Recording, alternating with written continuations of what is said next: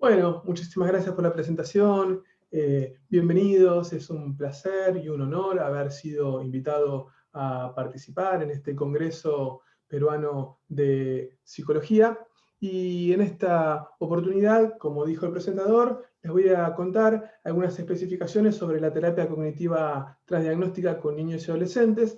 Más específicamente voy a hacer referencia al Protocolo Unificado Transdiagnóstico para el tratamiento de trastornos emocionales en niños y adolescentes. Voy a comenzar a compartir la pantalla.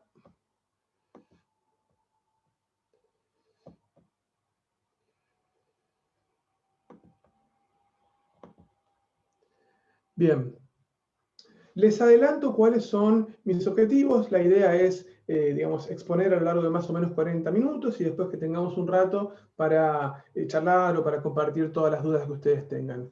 Les quiero describir paso a paso el protocolo unificado para el tratamiento transdiagnóstico de trastornos emocionales en niños y adolescentes. Quiero que conozcan las características que tiene, en qué consiste y para qué tipo de pacientes sirve, porque la verdad que es muy accesible y he encontrado unos resultados muy buenos en la investigación. Para eso, previamente vamos a definir qué es transdiagnóstico, cuáles son sus antecedentes y fundamentos teóricos, ¿no? Cuándo empezó y en qué se apoya.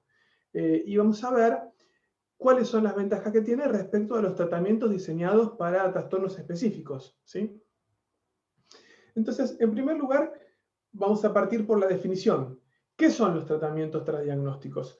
Y son aquellos que se aplican los mismos principios de tratamiento subyacentes a varios trastornos sin adaptar el protocolo a diagnósticos específicos. Es decir, se parte de la base de que distintas problemáticas están causalmente vinculadas a algún mecanismo, ¿sí? O a algunos mecanismos. Y la terapia transdiagnóstica lo que busca es, a través de un mismo protocolo, generar modificaciones en esos mecanismos subyacentes de manera tal que mejore el curso de diversos trastornos que están causalmente vinculados. Están disponibles para personas con una amplia gama de diagnósticos y no se basan en el conocimiento del diagnóstico para operar de manera efectiva.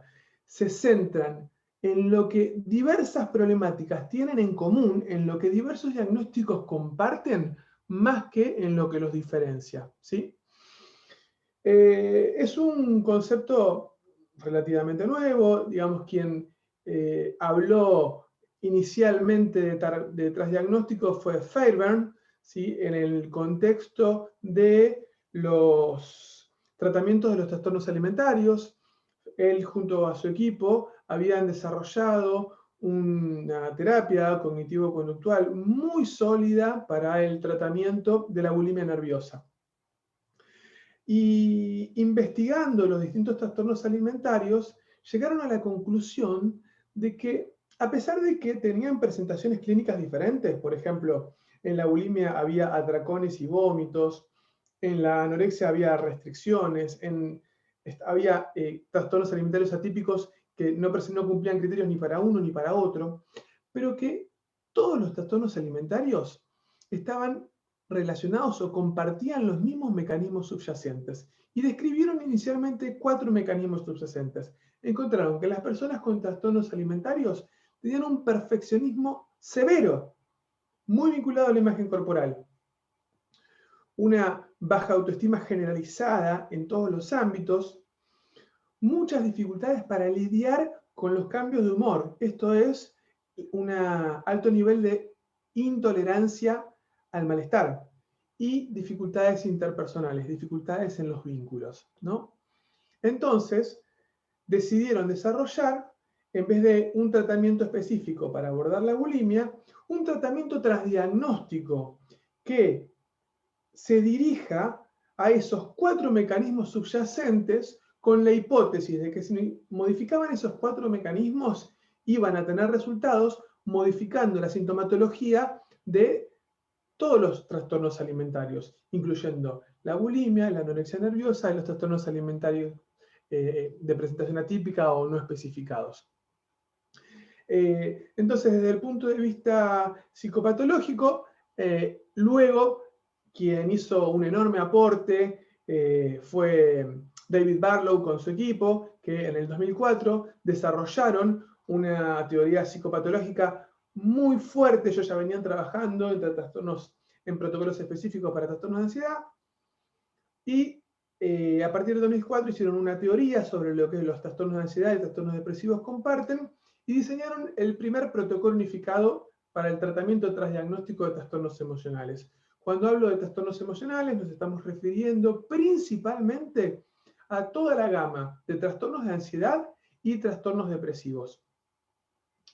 Desde el punto de vista psicopatológico, el concepto en el cual más énfasis hicieron para apoyar las intervenciones es un concepto que no era nuevo, pero quizás lo reformularon, que es el concepto de neuroticismo, ¿sí?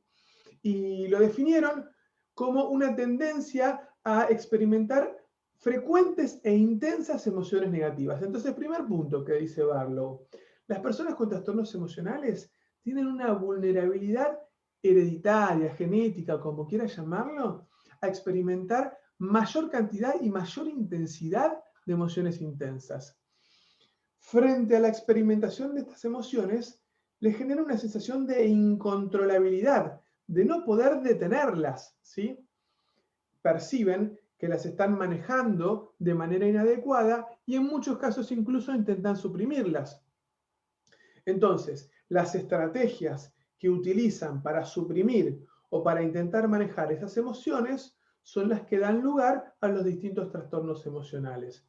Entonces, la hipótesis es que el neuroticismo está fuertemente asociado a una variedad de trastornos mentales, incluyendo las comorbilidades. No solo eso, sino que explicaría por qué hay tantos índices de comorbilidades, ¿sí?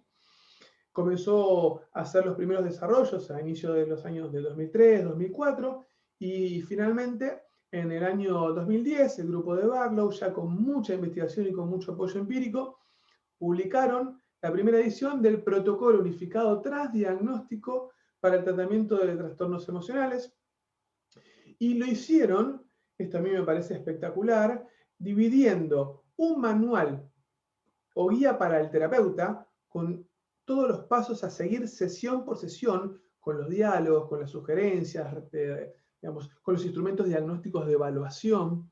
Y por otro lado, incluye un manual para el paciente o workbook, en el cual contiene información psicoeducativa y material de apoyo para que facilite el trabajo intersesiones y la comprensión del tratamiento. En 2016 se publicó en Editorial Alianza la versión en español del mismo protocolo unificado para el tratamiento transdiagnóstico, y se los recomiendo si tienen la posibilidad de leerlo, porque al día de hoy cuenta con un muy sólido apoyo empírico, y también publicaron el manual para el terapeuta y el manual para el paciente. Recién en 2018, Ehrenreich, junto con el acompañamiento y la supervisión de Barlow, hicieron una adaptación para trabajar con niños y adolescentes, y publicaron un mismo manual que incluía las guías para realizar el tratamiento unificado tras diagnóstico con niños y adolescentes. En cambio, los manuales para los terapeutas los publicaron por separado. Perdón, los manuales para los pacientes. Hicieron un manual destinado a los adolescentes y otro manual destinado a los niños y sus padres. Y en 2020, les estoy hablando recién, en septiembre, se publicó en español la versión del manual para el paciente del protocolo unificado para el tratamiento de trastornos emocionales en adolescentes. Hay un equipo español muy sólido que está trabajando, liderado por el doctor Bonifacio Sandín, que actualmente está también traduciendo y a punto de publicar el manual del terapeuta y el manual para los niños y para los padres. Entonces, de esto es lo que te voy a hablar, pero quiero explicarte por qué hoy elegí hablarte de tratamiento tras diagnóstico y no, por ejemplo, hablarte de terapia cognitiva para el TOC o el tratamiento de la fobia social o el tratamiento de la fobia específica, ¿sí? Porque entiendo que esto tiene que ver y está muy relacionado con el futuro de la psicoterapia. Entonces te quiero explicar cuáles son las fuertes ventajas que tiene la terapia transdiagnóstica a la hora de elegir cómo capacitarnos y qué herramienta utilizar con el paciente que nos lleva al consultorio, al hospital, a la clínica. Y la primera tiene que ver o está relacionada con las limitaciones que tienen los diagnósticos sindrómicos, ¿sí? Ustedes saben que por más de 100 años, especialmente en la, digamos, gran parte del mundo, predominó los sistemas de clasificación, diagnósticos categoriales, principalmente o a predominio del DSM-5, de la Asociación Psiquiátrica Americana. La última versión la publicó en el 2013, y en paralelo, siguiendo más o menos los pasos, siempre acompaña la Clasificación Internacional de Enfermedades de la Organización Mundial de la Salud, que desde el 2018 está en su edición número 11. ¿Sí? Estos diagnósticos sindrómicos se realizan a partir de la observación de un conjunto de signos y síntomas que, al presentarse en una misma persona cierta cantidad de esos signos y síntomas y generar un malestar clínicamente significativo, se considera que la persona cumple criterios para ese diagnóstico específico. La verdad que entiendo yo que estas nosologías, estos manuales diagnósticos han sido a lo largo de los años una herramienta sumamente útil. En particular, creo yo que nos ha brindado la posibilidad de encontrar un lenguaje común en un ámbito donde existen probablemente más de 400 escuelas psicoterapéuticas. Entonces juntás 3 psicólogos y te hablan 3 idiomas distintos. Entonces, inicialmente los manuales diagnósticos permitieron hablar un lenguaje común, y cuando hablamos de tratamientos psicoterapéuticos basados en la evidencia, al día de hoy estamos hablando principalmente de protocolos de tratamiento diseñados para tratar trastornos específicos. Así avanzó principalmente la investigación. Y durante mucho tiempo fue financiada, especialmente por el Instituto Nacional de Salud Mental en Estados Unidos, con enormes sumas de dinero destinadas a investigar las patologías o los síndromes específicos. Bien, eso cambió.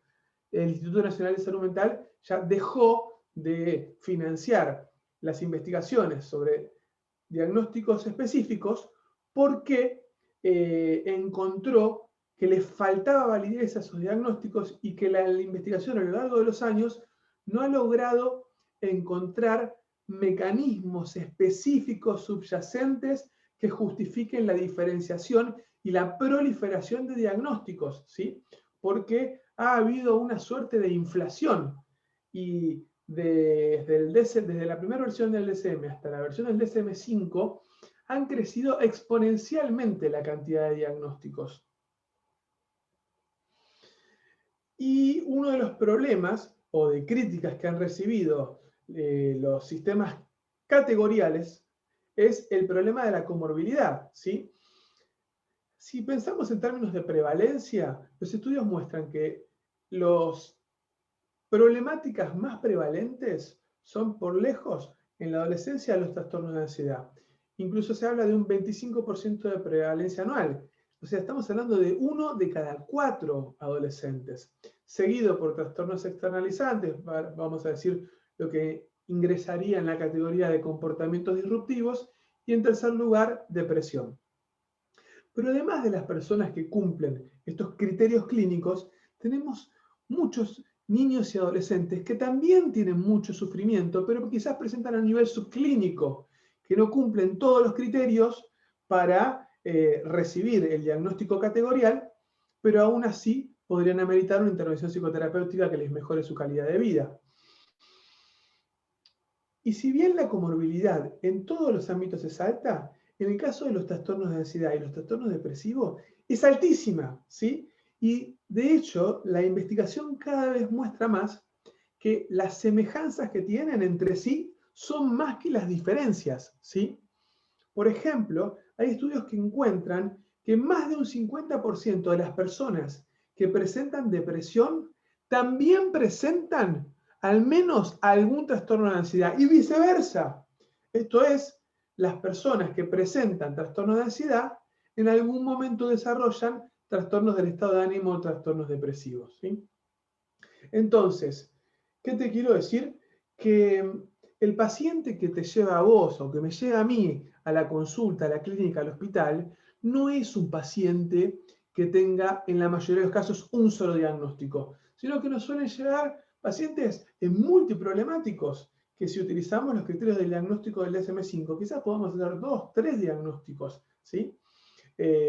Ansiedad, depresión, trastornos externalizantes, disfunciones familiares, ¿sí?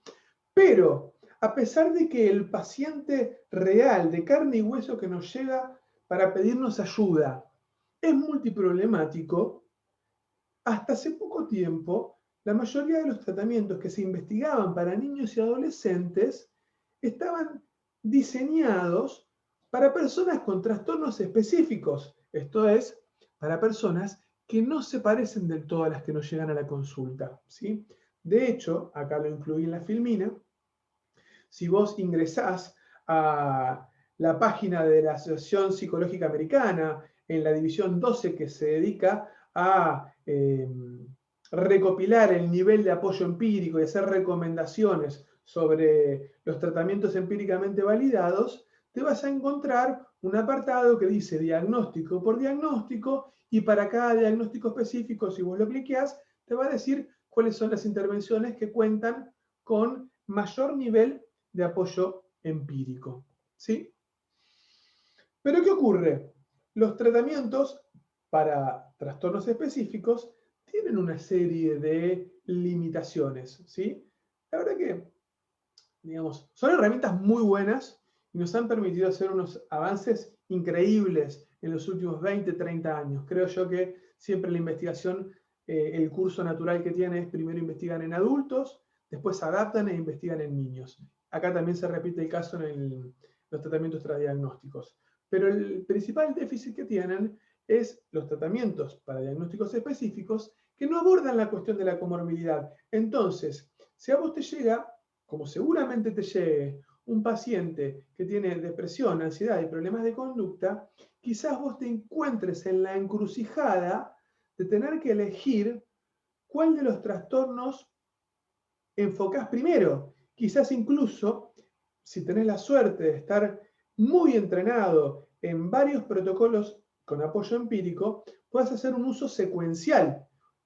Es decir, implementar, por ejemplo, primero un tratamiento de activación conductual para la depresión, un tratamiento basado en el afrontamiento para la ansiedad y quizás puedas trabajar entrenamiento a padres para los problemas de comportamiento o comportamientos disruptivos. Pero no todos están capacitados para hacerlo y en la práctica puede llevar mucho tiempo, ¿sí? Entonces, esto dificulta la práctica clínica, sobre todo en los servicios donde se dispone de tiempos acotados, que son la mayoría, y sobre todo en los ámbitos públicos, que se trabaja con personas de bajos recursos, que generalmente son quienes más están afectados por el sufrimiento mental y quienes más necesitan de nuestras intervenciones. Y por eso es que tenemos que buscar intervenciones simples y que den resultado en el tiempo lo más corto posible, porque se ve incluso altísimas tasas de abandono. Por otra parte, la existencia de tantos tratamientos específicos limita el entrenamiento del terapeuta. O sea, vos tenés que formarte en 10, 15, 20 tratamientos distintos si querés afrontar la población prevalente que te lleva a la consulta. Y eso es muy difícil para los terapeutas. A su vez, si al terapeuta le cuesta formarse, se dificulta la diseminación, ¿sí? Es decir, que esto se pueda difundir y que en definitiva le llegue al paciente que está sufriendo el tratamiento empíricamente validado que necesita.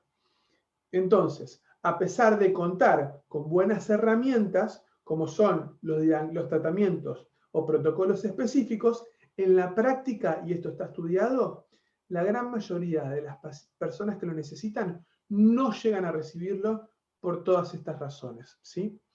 Entonces, acá es donde la terapia cognitiva transdiagnóstica presenta una ventaja enorme. ¿Por qué?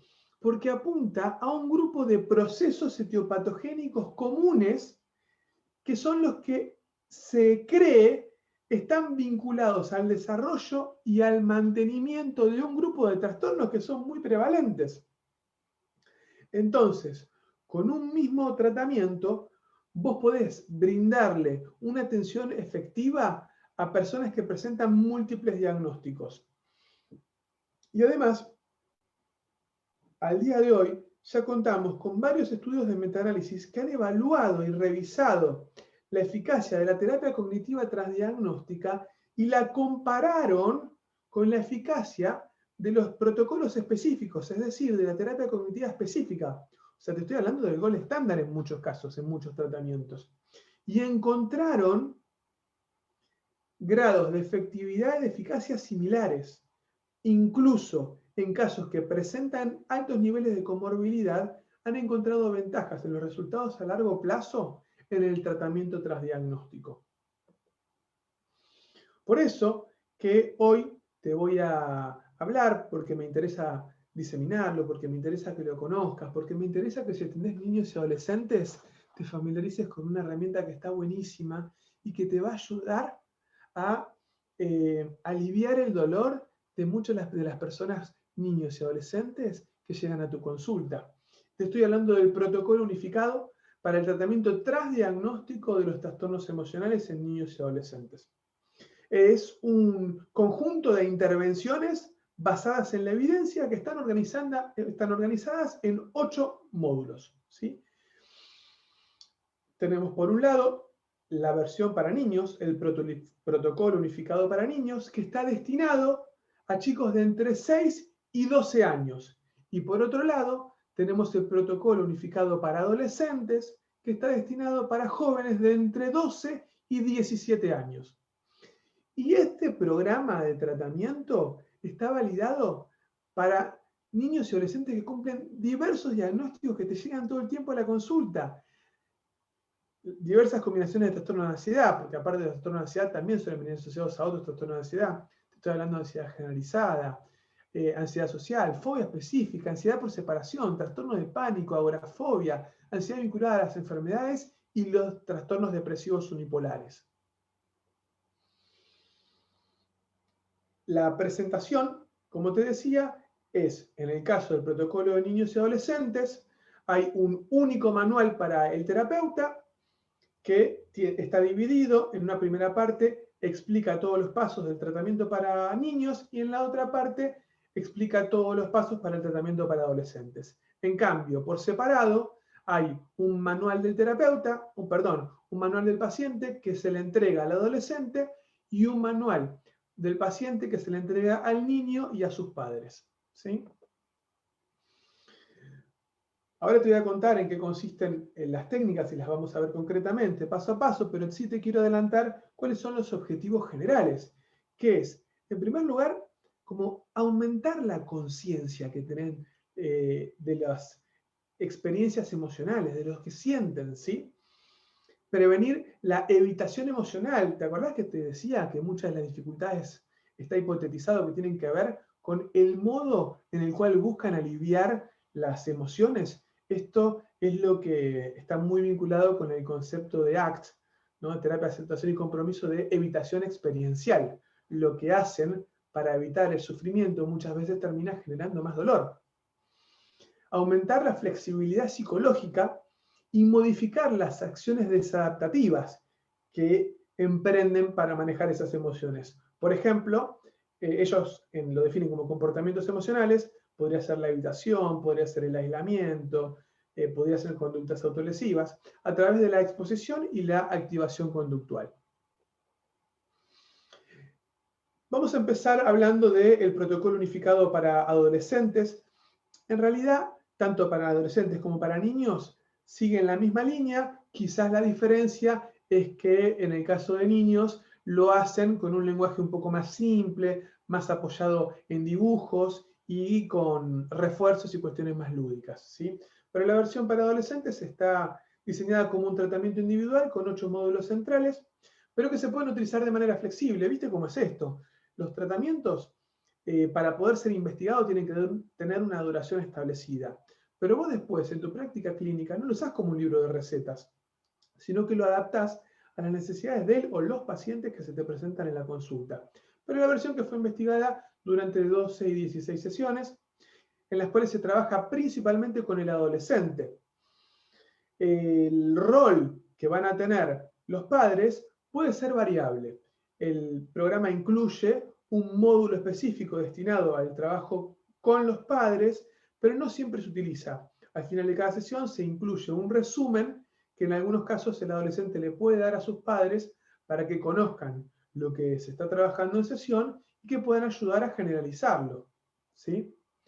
En cambio, el protocolo unificado, la versión para niños, que te decía que es para 6 a 12 años, por lo menos como se investigó, está en un formato grupal, que tiene la característica de que se trabajan dos grupos en simultáneo. Por un lado, un grupo de entre 5 y 7 niños, que tienen de 6 a 12 años, y por otro lado, en paralelo y en simultáneo, el grupo de padres de esos niños, ¿sí? Entonces, dura 15 sesiones y en cada sesión hay un terapeuta o equipo de terapeutas trabajando con el niño y otro terapeuta o equipo de terapeutas trabajando con los padres. ¿Por qué? Porque la influencia que tienen los padres es mucho mayor en la sintomatología de los niños que de los adolescentes. Y además nos encontramos con que, yo siempre digo, la terapia de exposición, de afrontamiento, es una terapia muy fácil de leer porque es muy lógica, pero después en la práctica es muy difícil de implementar.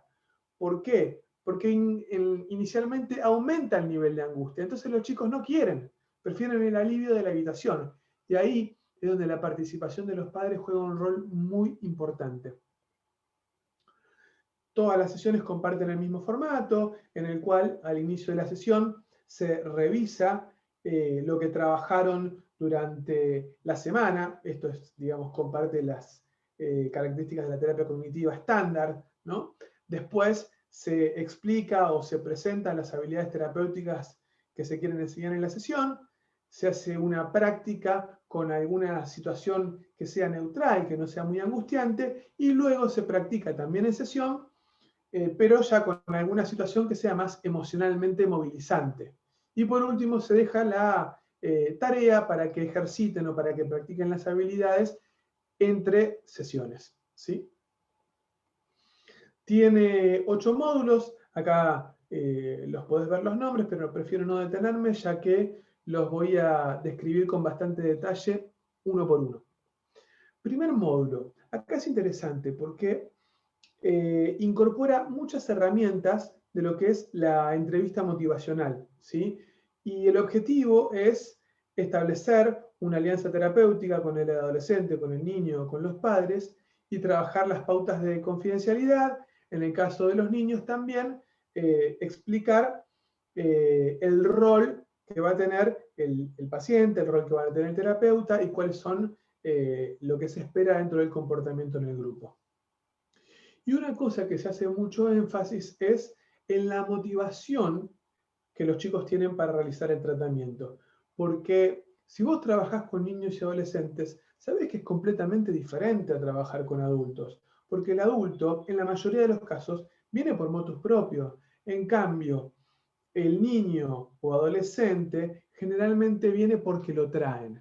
Y si vos querés que pueda realizar los afrontamientos que el tratamiento implica, va a haber que generar algún tipo de motivación. Y la primera parte está destinada a eso. En primer lugar, se define de manera bien concreta cuáles son los 3 principales problemas que le gustaría que trabajemos en el tratamiento. Y a cada problema se asocia una meta de trabajo. Y acá el rol del terapeuta es muy importante para operacionalizar, para hacer bien concreto las dificultades. Porque el problema es que sufro mucho, que no soy feliz. No, eso es algo como muy abstracto. En todo caso, el problema puede ser, me cuesta separarme de mi mamá. Lloro, me pongo muy mal cuando no la veo a mi mamá. Entonces, ¿cuál sería mi meta? Bueno, no sufrir más. Eso sería una meta abstracta. Una meta más concreta sería poder entrar solo al colegio sin llorar. Por ejemplo, ¿se entiende? O mi problema es que me siento muy solo porque me da vergüenza ver a mis amigos, porque temo que me critiquen o que me burlen. Entonces la meta, bueno, ir a una fiesta, ir a 2 fiestas, hacer 2 amigos nuevos, ¿me entendés? Cosas bien concretas. Y como te decía, que incorpora cosas de la entrevista motivacional, uno de los aspectos es que, esto dialéctico, de que hay que reconocer que el cambio también tiene sus costos. Y si el paciente que llega a la consulta viene actuando siempre de una misma manera, alguna motivación tiene. Entonces, en primer lugar, hablamos respecto a cuáles son los beneficios de no cambiar. O sea, ¿por qué querrías seguir como estás hasta ahora? El libro trae el ejemplo de un chico con ansiedad por separación, ¿no? Que tiene el comportamiento de chequear, llamar a su mamá constantemente para ver si está bien. Entonces, el beneficio de no cambiar es que el alivio que te da la llama por teléfono, mamá está bien, se tranquiliza, ¿sí? Ahora bien, ¿cuál es la desventaja de no cambiar? Bueno, que me tranquilizo cuando la llamo mamá, pero a los 10 minutos me vuelvo a poner nervioso y pienso que le pasan cosas malas. Entonces esa tranquilidad me dura solo un ratito, ya no aguanto más, la quiero acompañar hasta el baño. Bien, entonces, ¿podría tener algún beneficio cambiar? Sí, si yo cambiara y pudiese tolerar no llamarla, no estar tan pendiente de mi mamá, probablemente podría disfrutar más cosas con amigos, ¿sí? ¿Y tiene desventajas cambiar? Claro que también tiene desventajas, y esto hay que ponerlo sobre la mesa. ¿Por qué? Porque al principio se incrementan las preocupaciones cuando uno deja de hacer los comportamientos de seguridad, las medidas evitativas, ¿sí? Y esto es muy importante validarlo con el paciente y no venderle espejitos de colores de que esto es fácil, porque la verdad es que no es fácil el enfrentar los miedos, las obsesiones, enfrentar las inseguridades sociales, ¿sí? El segundo módulo, de carácter psicoeducativo, apunta a comprender las emociones, las funciones que cumplen las emociones y los distintos componentes que tienen, ¿no? Entonces, si sentimos emociones es porque tienen un valor, ¿sí? El miedo cumple la función de advertirnos frente al peligro, la tristeza de valorar la pérdida. Entonces, lo que ocurre es que en algunos casos se produce una desregulación y esas emociones se activan frente a situaciones que no conllevan un peligro real o significativo. Entonces, utilizando la metáfora del remolino emocional, se comienza a trabajar y a psicoeducar sobre estrategias de análisis funcional de la conducta. El objetivo es que el chico, el adolescente, pueda él mismo descomponer las pequeñas partes de sus experiencias emocionales. Entonces, conceptualmente se divide la gran noción de emoción en 3 componentes. La emoción incluye lo que pensamos, lo que sentimos en el cuerpo y lo que hacemos. Pensamientos, sensaciones físicas y comportamientos, ¿sí? Entonces, comenzamos a trabajar con estas hojas de registro que están incluidas en el manual del paciente. Bien, ¿cuál fue el desencadenante de la situación?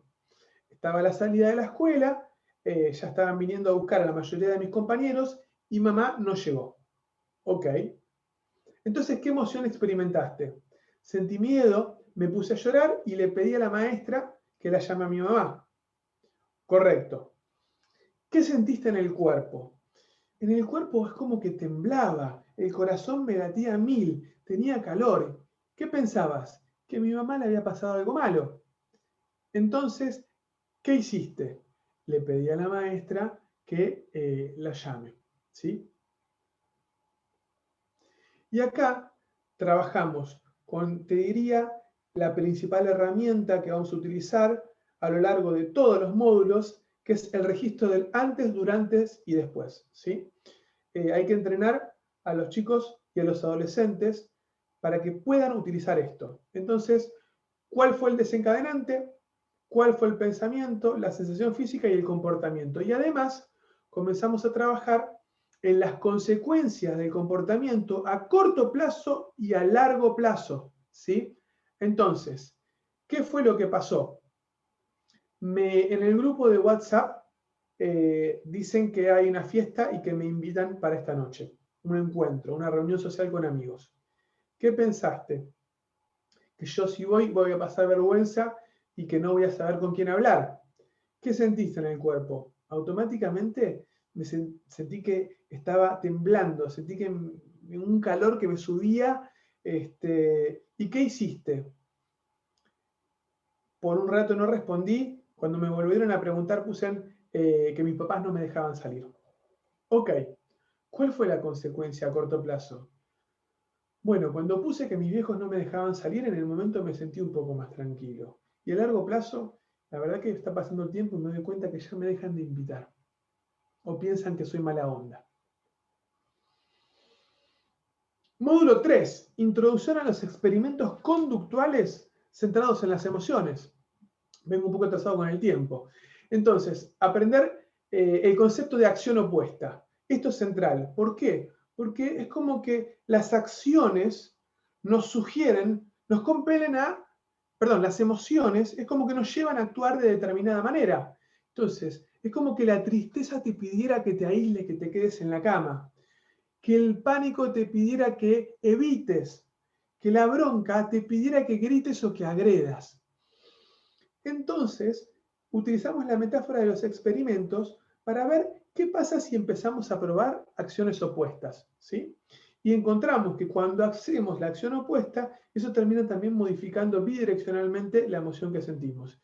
Y en este módulo se incorporan también aspectos de activación conductual, porque nos encontramos, sobre todo cuando la patología viene de larga data, con que los chicos han dejado por evitación o por aislamiento, por falta de motivación, de hacer las cosas que les gustan. Entonces, comenzamos a hacer una lista con las actividades deseadas y se prescribe y se les sugiere a los padres que lo ayuden a comenzar a hacer esas actividades y que noten cómo en la medida que las hacen va mejorando su estado de ánimo. Cuarto módulo, tomar conciencia de las sensaciones físicas. Acá ya empieza a ver algunos aspectos de los tratamientos de la tercera hora, de mindfulness, con lo que tiene que ver con, primero, de terapia cognitiva estándar. ¿Te acordás del tratamiento del pánico? Lo que es la exposición interoceptiva, es decir, generar las sensaciones físicas y que veas que no son nocivas. Los ejercicios de hiperventilar, de dar vueltas sobre tu eje, bajar la cabeza y levantarla abruptamente, de manera que vos puedas experimentar las sensaciones físicas y resignificarlas, entendiendo que no implican un peligro para vos. Les pedimos que las dibujen en qué parte del cuerpo las sienten, y muchas veces trabajamos con el escaneo corporal también. El quinto módulo es ser más flexible en la manera de pensar, ¿sí? Y acá tenemos, sí, lo más propio de la terapia cognitiva estándar, utilizando la metáfora del detective, trabajamos con el concepto de pensamientos automáticos y las trampas del pensamiento, que vendría a ser lo que son las distorsiones cognitivas, ¿no? Entonces les damos algunos ejemplos a los chicos.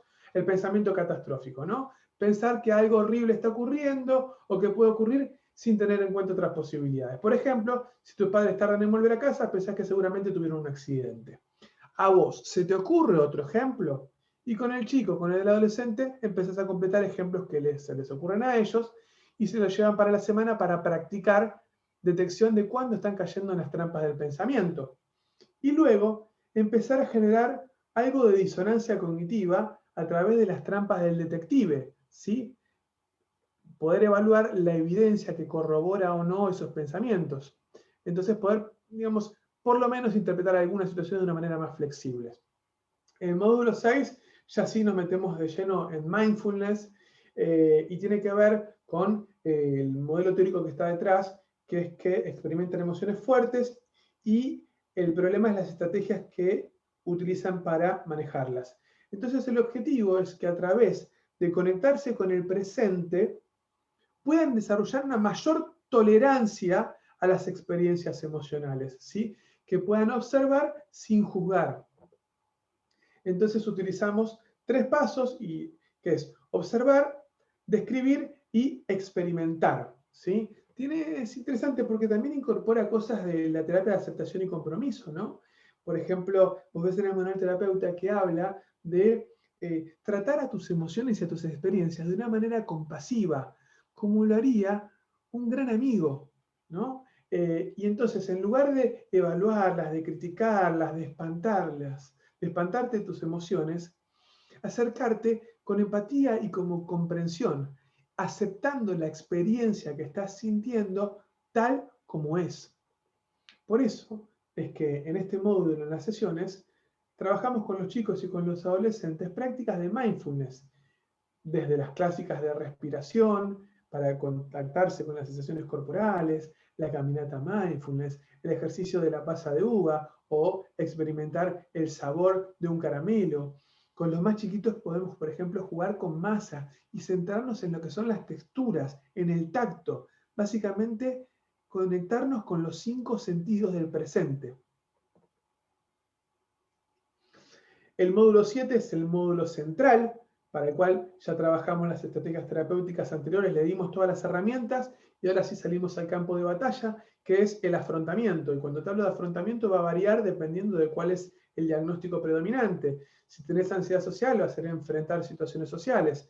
Si tenés trastorno obsesivo compulsivo, va a ser exposición con prevención de respuesta.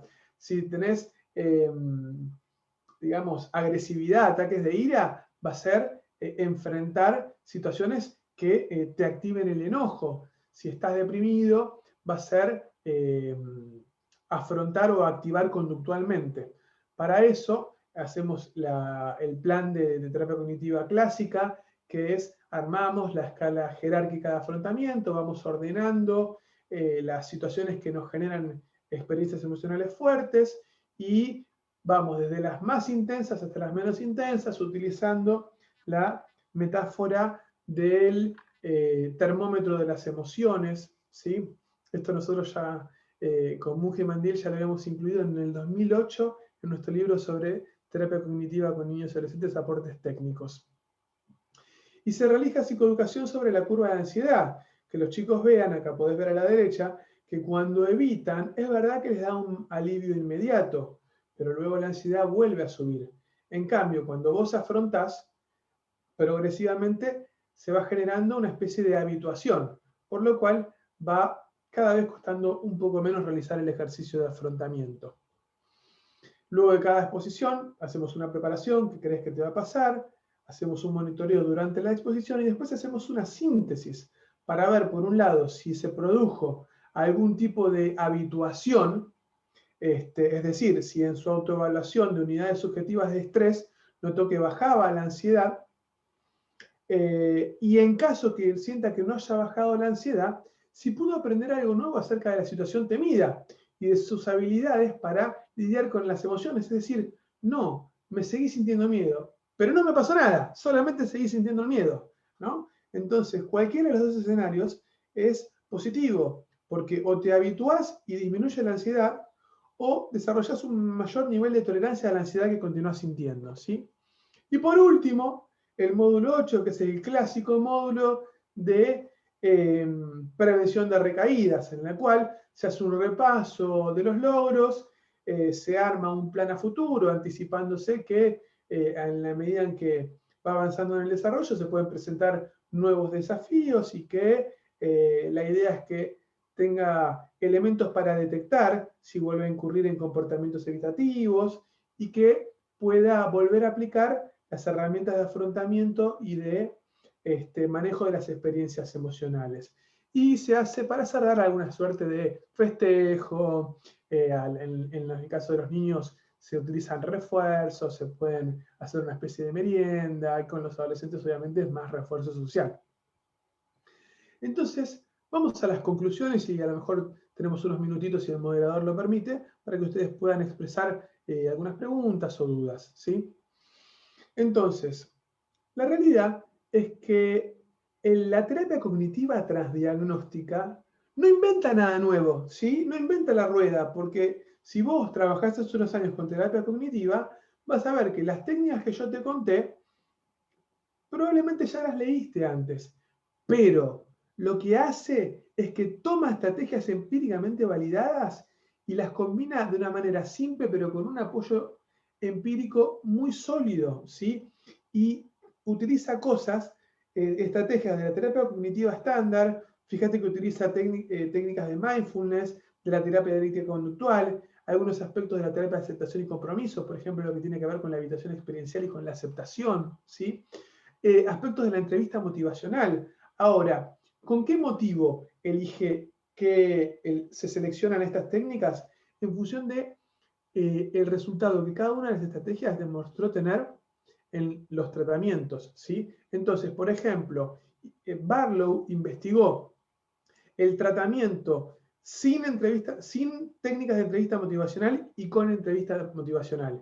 Y encontró que incorporándole el módulo de entrevista motivacional disminuía la tasa de abandono. Entonces, hace unos días, en una entrevista con Bonifacio Sandín, que podés encontrar en el Facebook de Aramoc Latinoamérica, yo le decía, cuando lo escuchaba hablar, que siento que la terapia cognitiva transdiagnóstica es como si fuese un seleccionado de fútbol, ¿no? Vos tenés equipos, un equipo puede ser la terapia cognitiva estándar, DBT, terapia de aceptación y compromiso, y técnicas específicas, y el protocolo unificado lo que hace es un seleccionado, y que ese seleccionado permite afrontar distintos partidos contra jugadores con características muy diferentes.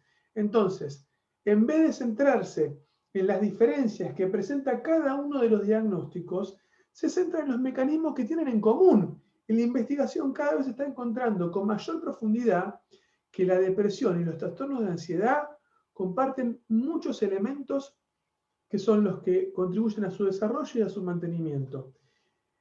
Demostró ser tan efectivo como los tratamientos específicos, aunque no para todas las problemáticas, ¿sí?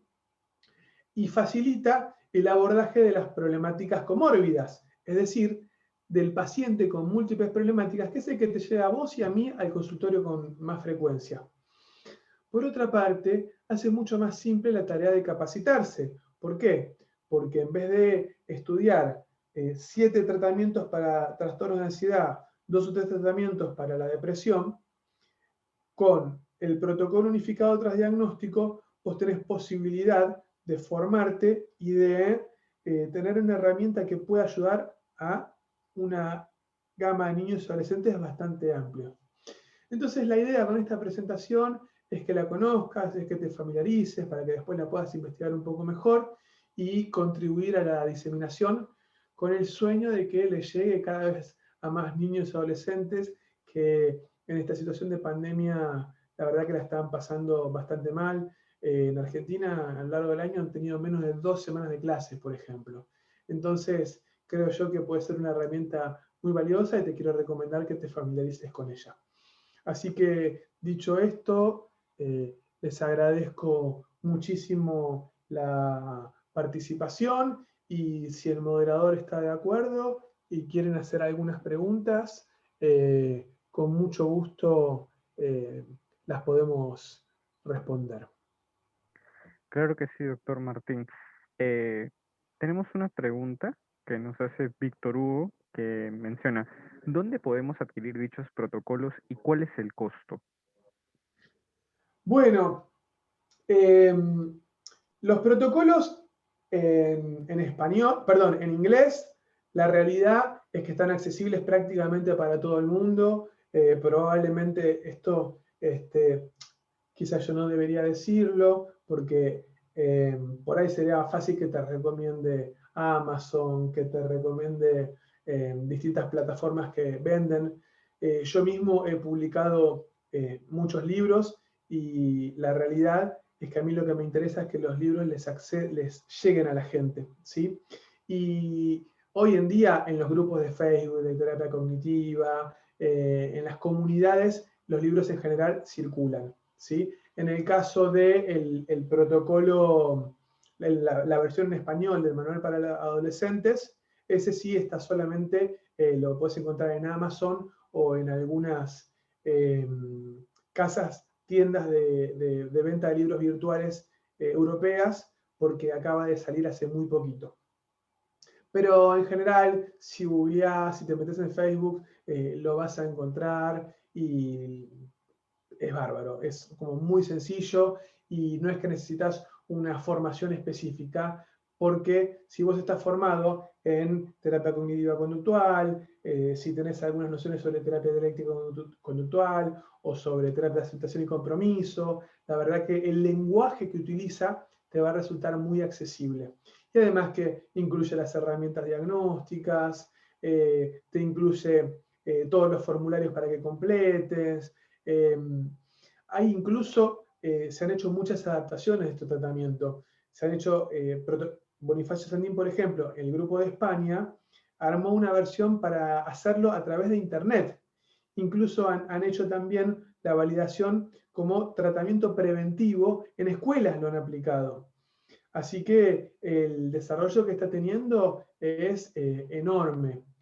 Obviamente que también tiene sus limitaciones, en particular creo yo que la principal limitación que tiene el protocolo unificado de trasdiagnóstico es que aún no se ha investigado o no ha demostrado tener claros resultados con los pacientes con trastornos externalizantes, que si bien no son los más prevalentes, creo que son los que más nos llegan a la consulta a quienes trabajamos con niños y adolescentes, porque son quienes generan mayor malestar en el entorno. Entonces, niños con ansiedad, con depresión, quizás tardan más tiempo en llegar a la consulta porque no son tan disfuncionales para el entorno.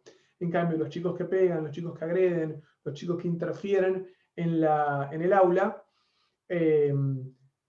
son los que más rápido mandan a tratamiento. Y al día de hoy, para los chicos con trastornos externalizantes, no hay mucho publicado sobre terapia trasdiagnóstica, con lo cual en esos casos se continúan utilizando las técnicas para diagnósticos específicos, que en realidad tampoco son tan específicos, porque el entrenamiento a padres que se utiliza para trastorno por déficit de atención y hiperactividad comparte muchos elementos con el entrenamiento a padres para trastorno negativista desafiante, que básicamente es apoyarse en los principios del condicionamiento operante.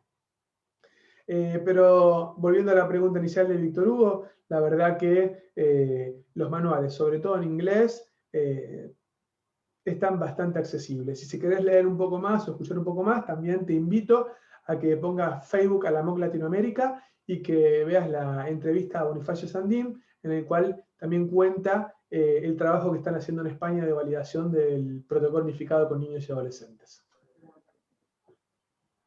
Correcto, doctor. Por temas de tiempo, la siguiente va a ser la última pregunta, que ¿Cómo no? también nos la hace Víctor Hugo y pregunta, ¿qué estudios han demostrado la efectividad de este enfoque transdiagnóstico?